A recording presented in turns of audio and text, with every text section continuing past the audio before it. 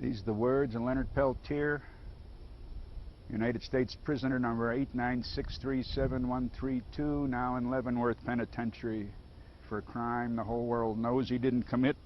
June 26, 1975. Started out a beautiful day. The air was sweet and heavy after an especially violent overnight thunderstorm that all but blew our tents away. It had kept us up late.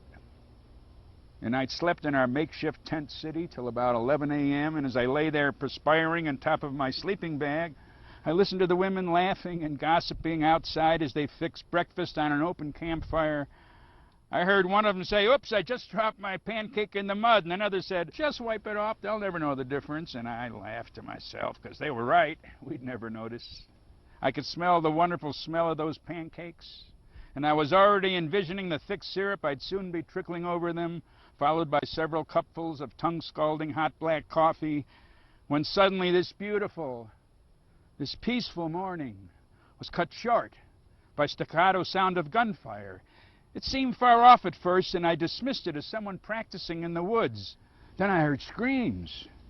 My heart nearly leapt out of my chest. Our spiritual camp had abruptly become a war zone.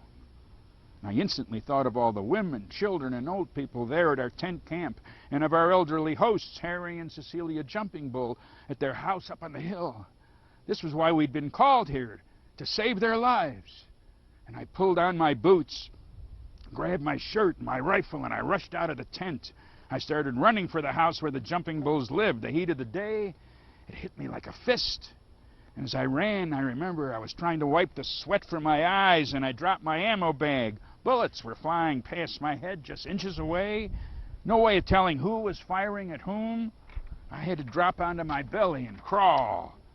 Keeping to the woods for cover, I finally made it to the Jumping Bull house, and to my relief, I found that Grandma and Grandpa Jumping Bull weren't there, thankfully. They left the property at dawn and gone to a steer auction in Nebraska, and I ran over to the little shack next door where I heard children's voices wailing out of fright. Bullets were snapping at my heels as I ran, barely missing me. We were just trying to buy time. They were the ones with the latest high-powered military weaponry, not us.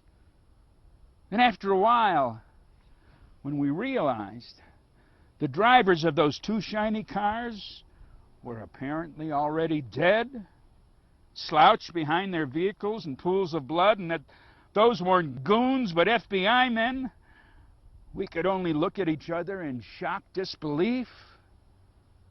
If those FBI agents were dead, those of us Indians at the Jumping Bull property that day, whether man, woman, child, we were as good as dead too. We knew we wouldn't be taken alive even if we tried to surrender. Only a few minutes before, I'd been lazing in my tent, yawning and smiling and stretching, looking forward to a nice plate of hot pancakes smothered in syrup, and now I was a dead man. We were all as good as dead. I'm telling you here only what I personally saw and experienced and felt at that time. One man's very limited perceptions in a scene of near total chaos, not how it was all described in infinite, gory, and often fabricated detail by the FBI and the government prosecutors afterwards.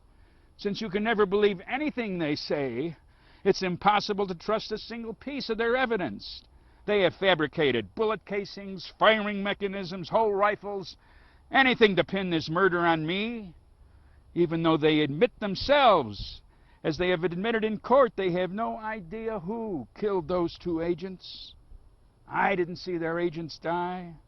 I had no hand in it. I would have done anything to stop it, had I only known in time.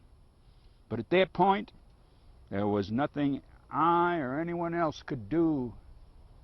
It was done. Other residents of the Jumping Bull compound, mostly women and children, were wandering around dazed, trying to find a safe spot to take cover.